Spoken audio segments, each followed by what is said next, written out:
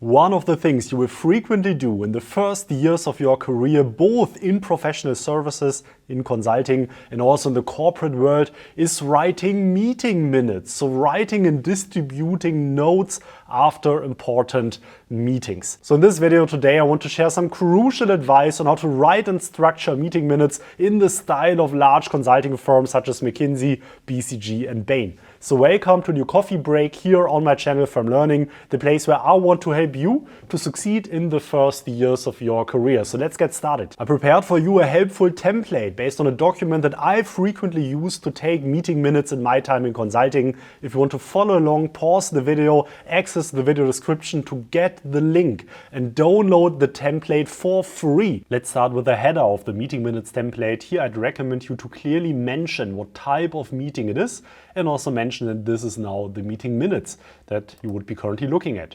Now the next section. Here let's mention the date, the location and the participant. So when did the meeting take place?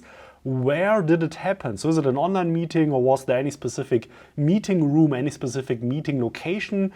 And then let's also mention participants. So for more important meetings, maybe board meetings, it's even legally required to have a clear list of attendees in the meeting minutes. So make sure that this is included for you as well.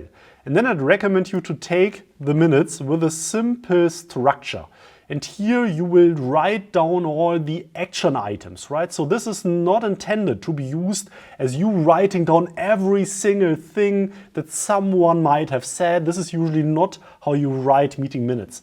But instead, you focus on three main points, three main items that you want to write down. First, insights. Second, tasks. Third, decisions. So let's start with the first, insights. So this is a piece of insight that some person shared in the meeting. Usually you're not repeating things which are already part of the meeting document anyways, but if someone is sharing a point that then is getting picked up on in the meeting, that then is getting discussed in the meeting, you can write this down here as an insight. So to some extent, this might be a little bit subjective what exactly you write down here. Make sure that these points are relevant. And so if you're filling out this template during a meeting, you are writing down here the correct type of item that you're referring to here, for instance, I for insight.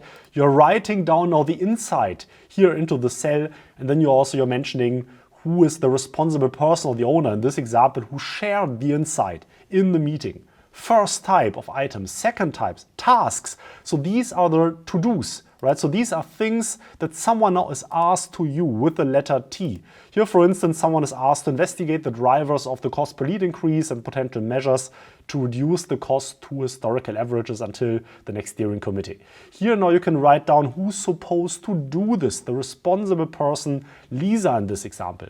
Next, D, a decision. So the people meeting have made a certain decision. Let's imagine that this is a steering committee, maybe the board comes together, and here this was about a budget approval that was decided in this meeting. For decisions, you might also want to write down whether they are unanimous or whether some were in favor or against it, to take note of that as well.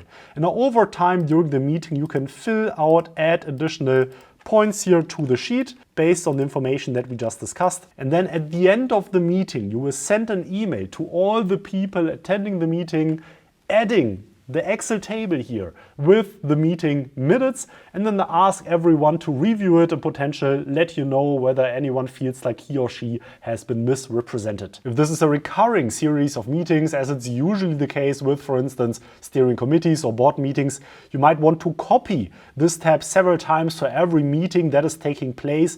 Then you can just change here the date for the respective meeting, and then also keep always the meeting minutes of prior dates in here as a history for future reference. So whenever I use a structure like this to write down meeting minutes as a more junior consultant, or maybe also a more senior one, I usually always got very positive feedback. I do hope that this template helps you as well to write your meeting minutes. Again, you find it as a free download in the video description. Feel free to check it out. If you want to learn more about taking notes, I will link above another video I did on note-taking techniques. But if you are really serious to develop yourself professionally, I recently created my new Communications and Slide Writing Academy. This is the Firm Learning educational flagship offering. If you're interested to transform your career and learn essential skills as taught in firms such as McKinsey, BCG and Bain, feel free to check it out. Link in the video description. And now I'd love to hear from you. Do you have any tips you'd like to add on meeting minutes?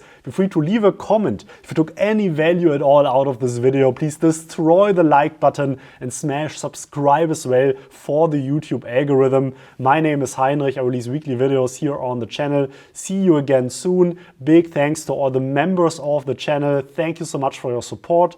Until next week.